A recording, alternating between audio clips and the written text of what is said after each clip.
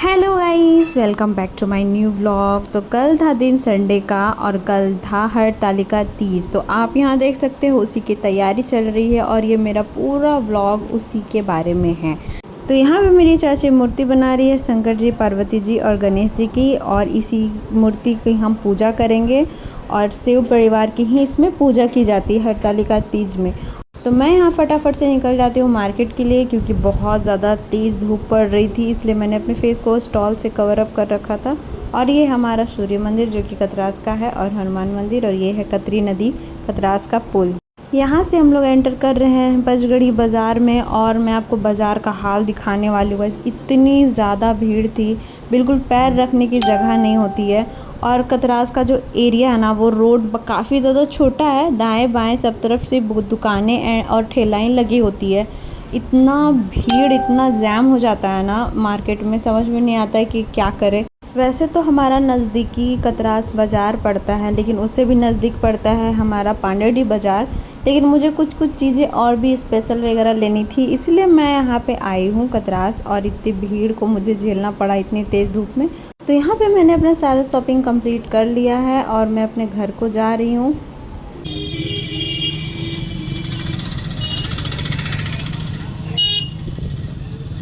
Shopping complete करने के बाद मैं अपने घर आ चुकी हूँ, और यहाँ पे मैंने अपनी बहन से कहा कि मुझे प्लीज़ मेहंदी लगा दो। मेरे एक हाथ में मेहंदी लगी हुई है, दूसरे में नहीं लगी हुई है, तो मुझे खाली हाथ अच्छा नहीं लगेगा। तो मैं यहाँ उसे मेहंदी लगाने के लिए बिठा देती हूँ। और आप लोग को ये बताना चाहती हूँ, मैंने भी तीज का व्रत रखा था अपने होने वाले पतिदेव के लिए, और मेरी सासू माँ ने स्पेशली मुझे कहा था कि तीज का व्रत रख लो, क्योंकि अगले साल लौंग लगने वाला है, जिसे हम लोग 2 मास कहते हैं। तो नेक्स्ट ईयर जब मेरी शादी हो जाएगी तो मैं तीज नहीं कर पाऊँगी, क्योंकि लॉन में या 2 मास जब भी लगता है तो कोई भी नया व्रत नहीं उठा सकते हैं। इसीलिए मेरी सासू माँ ने स्पेशली कहा कि तीज का व्रत इसी साल उठा लो, ताकि अगले साल हम लोग मिलके सब साथ में तीज का व्रत कर सकें। मेरा जो ससुराल गांव है वो बिहार में है, और बिहार के लिए तीज का व्रत बहुत ही मायने रखता है। इसीलिए ये व्रत नेक्स्ट ईयर ना छूट जाए, तो मैंने पहले ही कर लिया। और अगर मैं आप लोग को पर्सनली बताऊं तो मैं बहुत ही ज़्यादा खुश थी और बहुत ही ज़्यादा एक्साइटेड थी तीज करने के लिए। जब मेरी सासू माँ ने मुझे कॉल करके बोला कि तुम भी तीज का व्रत कर लो, तो मैं बहुत ही ज़्यादा खुश हो गई। तो मैंने बोला फाइनली चलो मुझे भी ये सौभाग्य प्राप्त हुआ है, जिसकी तैयारी मैं काफ़ी टाइम से करी थी। आप लोगों ने देखा होगा मेरे ब्लॉग में, जो लोग बने हैं वो लोग देख ही रहे होंगे कि मैंने पहले साड़ियों की शॉपिंग की, उसके बाद मैंने चूड़ी और अपने लिए वो गले का सेट वगैरह मंगाया। तो ये सब सारी चीज़ें ना मैं तीज के लिए ही कर रही थी। तो यहाँ पे मैं अपना मेकअप कर रही हूँ, और यहाँ पे मैंने अपना आई मेकअप किया। मुझे मतलब ऐसा नहीं है कि मैं बहुत ज़्यादा इन सब में प्रोफेशनल हूँ, मुझे बहुत अच्छी तरीके से आता है। और ऐसा भी नहीं है कि मैं इन सब चीज़ों में नूब हूँ, मतलब मुझे खुद के लिए, खुद को रेडी करने के लिए सब चीज़ें आती है, जैसे साड़ी पहनना, मेकअप करना, मेहंदी लगाना। तो और मैं पर्सनली बोलूँ तो ये सारी चीज़ें हर लड़की को आनी चाहिए। आप किसी पे डिपेंड नहीं हो सकते कि आप मुझे ये कर दो, मुझे ये नहीं आता। तो मैं यहाँ पे जल्दी जल्दी अपना मेकअप कंप्लीट कर रही हूँ, क्योंकि पंडित जी आ गए थे, और मेरे घर में मेरी मम्मी, मेरी चाची सब लोग रेडी हो गई थी, बस मैं ही बची थी। और टाइम लगता है इन सब चीज़ों में, मुझे सबसे ज़्यादा मुझे टाइम लगता है ये साड़ी ड्रेपिंग करने में। तो मैं यहाँ देख सकते हैं फटाफट से मैंने अपने फेस में ब्लशर लगाया। उसके बाद मैं बाद में लूज़ पाउडर अप्लाई कर रही थी, क्योंकि मैं पहले ही लूज़ पाउडर अप्लाई करना भूल गई थी, तो मैंने बाद में कर लिया। बट कोई बात नहीं, ऑल ओवर लुक आप देख सकते हैं मेरा, अभी तो कंप्लीट नहीं हुआ है। इतना कुछ होता है ना करने को कि भूल ही जाती हूँ कि नेक्स्ट स्टेप में क्या करना चाहिए। पर मैंने जैसे तैसे करके अपना मेकअप कंप्लीट किया।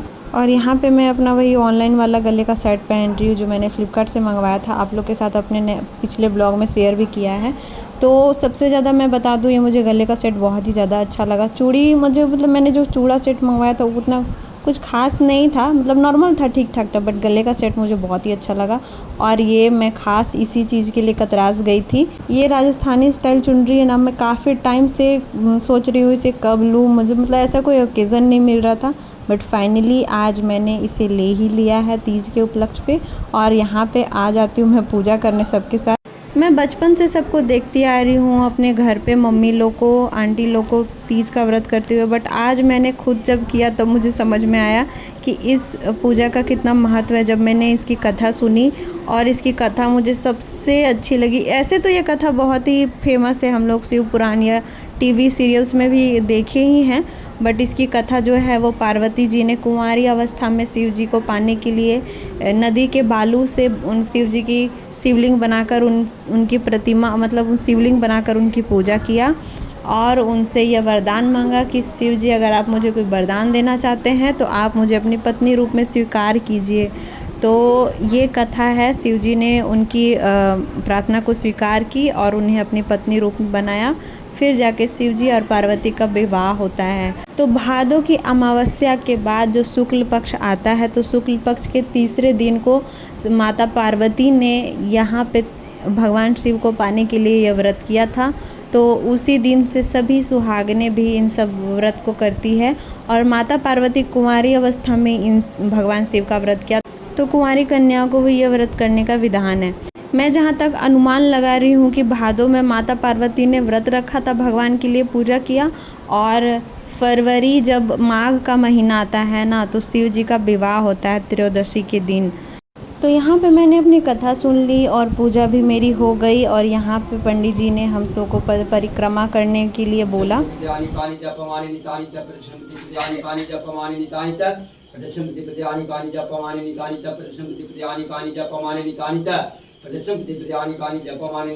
तो यहाँ पे मैंने अपनी परिक्रमा को कंप्लीट किया और परिक्रमा कंप्लीट होने के बाद अब बारी आता है भगवान जी से वर मांगने के लिए। तो ज़्यादा कुछ नहीं, जितनी भी महिलाएं हैं जो ये इस पूजा करने के बाद जो वर मांगती है वही सेम वर मैंने भी मांगा है। इस पूरी पूजा में, इस पूरी प्रक्रिया में मैंने निर्जला रहा है और भूख का तो मुझे बिल्कुल एहसास नहीं हुआ, लेकिन प्यास का एहसास मुझे हो गया है। पर कोई बात नहीं, मैंने फिर भी निर्जला रहा। और यहाँ पे मैंने सभी अपने घर के बड़ों जैसे दादा दादी की, मम्मी चाची सबके आशीर्वाद लिए और उसके बाद मेरी यहाँ पे पूजा कंप्लीट हो जाती है। फिर बारी बारी से मेरी मम्मी और मेरी चाची भी दादा दादी का आशीर्वाद लेती है और यहाँ पे सबका पूजा कंप्लीट हो जाता है। और यहाँ पे आप देख सकते हैं हम लोगों ने वीडियो बनवाया, फ़ोटो क्लिक करवाया और आप देख सकते हैं मैं यहाँ पे अपना पर्सनल शूटिंग कर रही हूँ और आप लोग यहाँ पे मेरा कंप्लीट लुक देख सकते हैं। मैंने काफ़ी टाइम से इमेजिन कर रखा था कि मुझे कुछ इसी टाइप का लुक क्रिएट करना है और मैंने जैसा सोचा था मैंने वैसा ही कंप्लीट किया है। मैंने सोच रखा था कि मेरा फर्स्ट तीज है तो लगना भी चाहिए कि हाँ मैंने फर्स्ट टाइम तीज किया है। तो बस इसीलिए मैंने अपना इतना हैवी आउटफिट रखा है। और जब बात पूजा पाठ की और स्पेशली तीज की, तो मैं तो बिल्कुल भी कॉम्प्रोमाइज़ नहीं करने वाली हूँ। कुछ लोग मॉडर्न दिखने के चक्कर में अपने कल्चर को भूलते जा रहे हैं, पर मैं वैसी नहीं हूँ। मैं मॉडर्न होने के साथ साथ अपने कल्चर, अपने संस्कारों को भी अहमियत देती हूँ और मुझे ये किसी ने करने के लिए नहीं कहा, मैंने खुद किया। तो आप लोग मुझे बताइए कि आप लोग को मेरा आज का ये व्लॉग कैसा लगा। अगर आप लोग को मेरी कुछ बातें बुरी लगी हो तो मैं माफ़ी चाहूँगी। सबकी अपनी अपनी अलग अलग थॉट प्रोसेस होते हैं, तो मैंने अपना शेयर किया। तो आज के लिए इतना ही, मिलता है नेक्स्ट व्लॉग में। आप लोगों को मेरा वीडियो कैसा लगा मुझे कमेंट में ज़रूर बताइएगा। बाय।